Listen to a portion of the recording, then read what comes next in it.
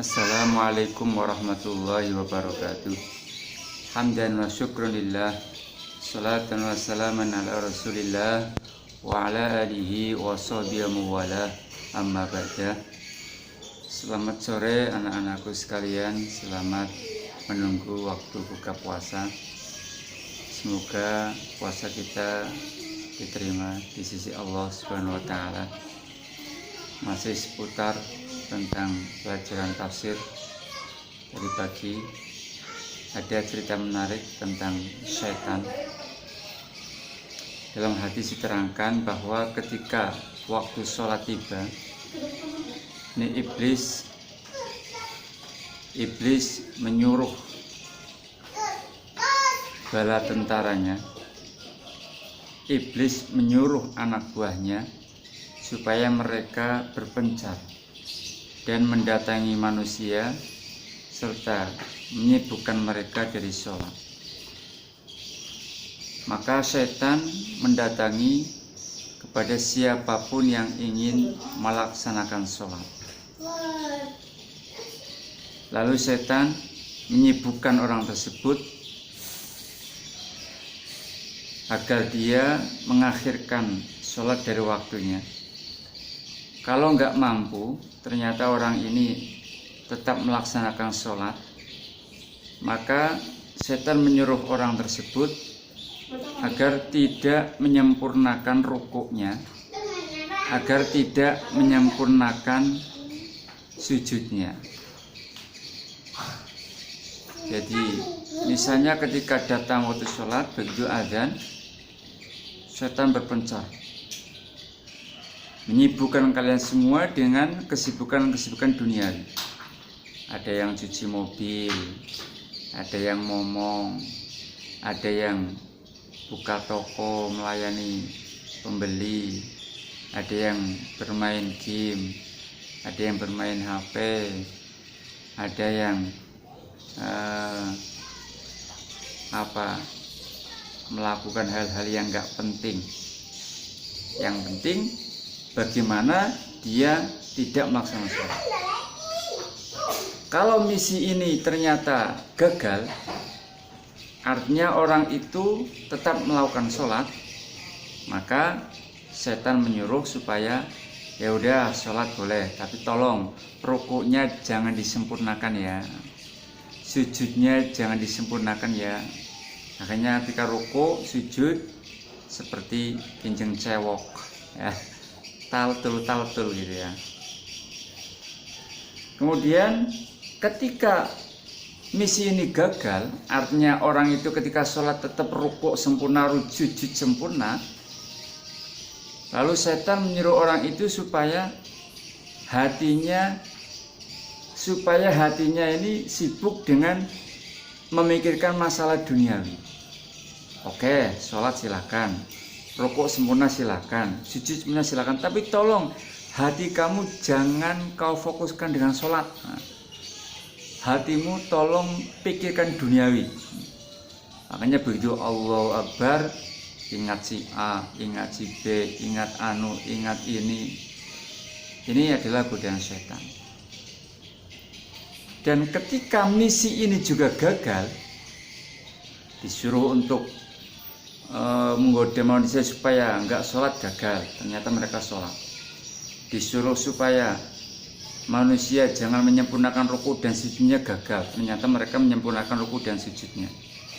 Disuruh untuk menggoda manusia supaya ketika sholat hatinya tergantung dengan duniawi, gagal juga. Artinya kalau sholatnya orang ini tetap khusyuk, menyempurnakan rukuk dan sujudnya dan rukun-rukun yang lain, maka setan yang dikasih tugas oleh iblis ini lalu diikat, dihukum oleh iblis dan dilemparkan ke dalam lautan. Oleh karena itu, melalui kesempatan ini mari kita berdoa bersama, memohon kepada Allah agar diberi pertolongan supaya kita bisa terjaga dari godaan setan. Diriwayatkan dari Wahb bin Munabbih bahwa beliau berkata begini, Allah Subhanahu wa Ta'ala menyuruh iblis agar iblis mendatangi Nabi kita Nabi Agung Muhammad Sallallahu Alaihi Wasallam, dan agar iblis mau menjawab kepada Nabi Muhammad tentang apapun yang ditanyakan oleh Nabi kita Nabi Agung Muhammad.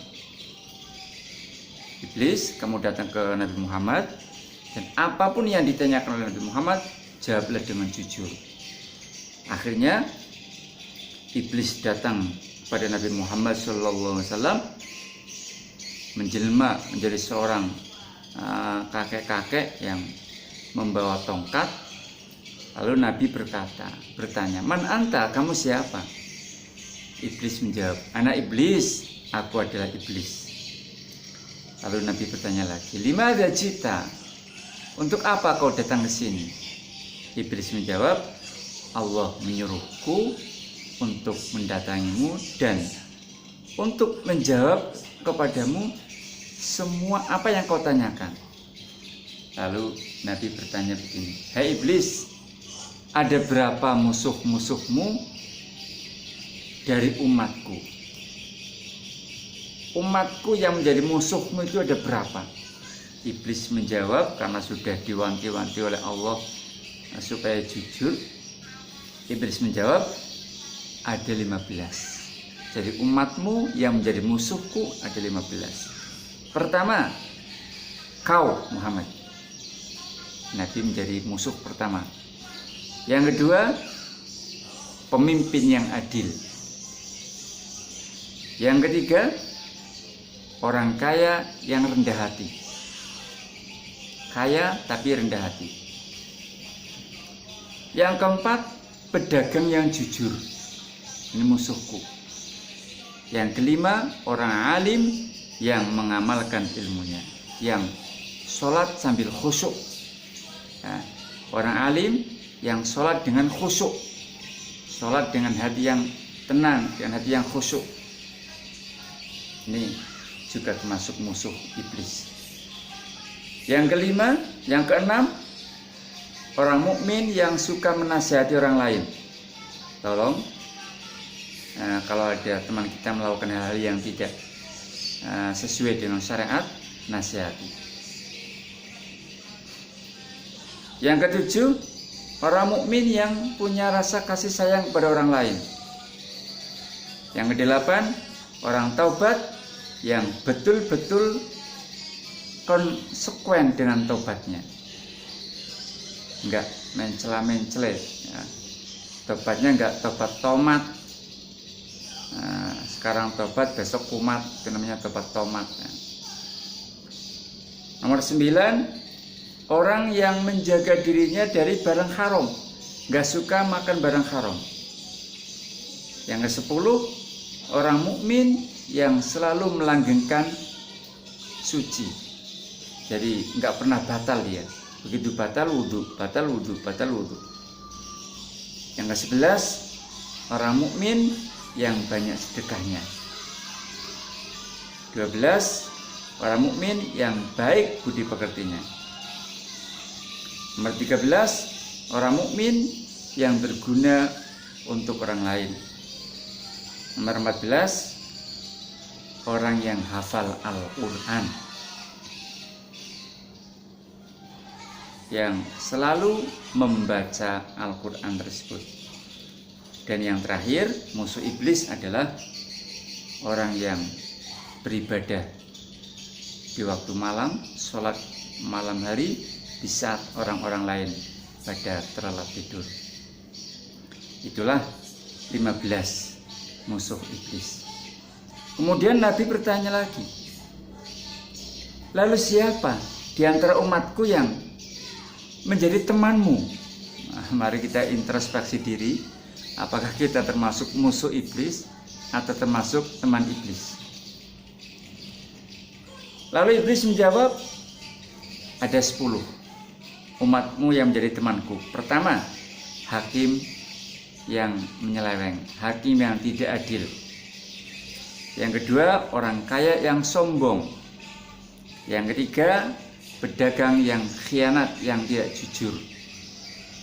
Yang keempat, orang yang suka minum minuman keras, pemabuk, narkoba. Yang kelima, provokator, orang yang suka mengadu domba. Yang keenam, orang yang riya, yang memamerkan amalnya. Yang ketujuh, orang yang makan harta anak yatim. Yang kedelapan, orang yang mempermudah dengan sholat, orang yang gegampang sholat. Yang kesembilan, orang yang mencegah zakat, yang tidak mau menunaikan zakat. Dan yang terakhir, orang yang menjadi teman setan adalah orang yang memanjangkan angan-angannya. Jadi angan-angannya terlalu panjang. Awas ya, beda antara cita-cita dan angan-angan ya. Kalau cita-cita suruh tinggi ya. Tapi kalau angan-angan, angan-angan itu berarti apa ya, sesuatu yang kalau angan-angan itu bedanya dengan cita-cita ya. Kalau cita-cita itu satu hal yang positif. Kalau angan-angan itu sesuatu yang hubungannya dengan duniawi, yang negatif ya. Misalnya ingin menjadi orang yang kaya raya, anaknya banyak, sekolahnya besar, istrinya cantik misalnya, uangnya menumpuk. Ini kalau tujuan-tujuan duniawi semacam ini namanya tulul amal ya, terlalu memperpanjang angan-angan. Jadi kalau cita-cita memang disuruh setinggi bintang Surya, bintang Kartika ya. Tapi kalau angan-angan ya, ini malah tercela. Kalau terlalu tinggi angan-angan tercela. Jadi kalau angan-angan, saya ulangi, itu hubungannya dengan sesuatu yang bersifat duniawi, yang negatif ya. Demikian anak-anak sekalian, pertemuan pada sore kali ini. Selamat menunggu waktu ibadah puasa. Selamat menunggu waktu berbuka puasa.